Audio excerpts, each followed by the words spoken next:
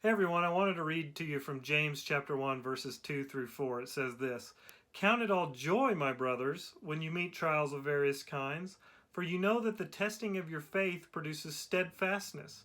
And let steadfastness have its full effect, that you may be perfect and complete, lacking in nothing."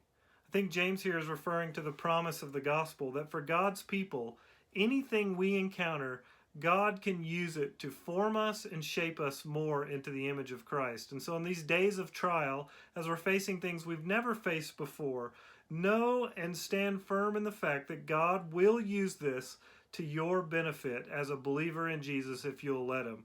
Now, one thing I want to talk about today is that I think many of us, because of our change in schedule, because of having to deal with homeschooling the kids, maybe losing your job, just all the things that are coming at us, many of us have been facing more temptation than normal.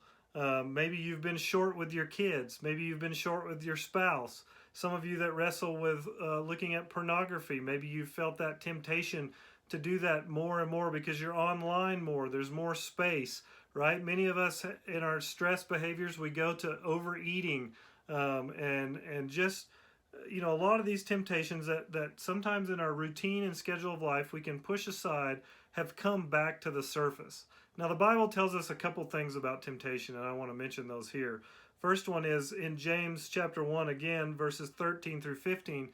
James reminds us that look, God isn't the one that tempts you. It's actually temptation comes from our heart, right? That as our hearts are lured and enticed, we are drawn away into temptation and we then commit sins. But God promises he doesn't leave us there. 1 Corinthians 10:13 tells us that God always provides a way of escape. He won't let you be tempted more than your ability. So he provides a way of escape, and that if you will trust in him and seek him and be listening to the Spirit, there can be ways to avoid these temptations and even defeat them. In fact, the Bible tells us that through the power of the Spirit, you can defeat all of these temptations that come into your life and walk in holiness and godliness in the ways that God wants you to walk. And in fact, again, remember verses 2 through 4 that we read at the beginning?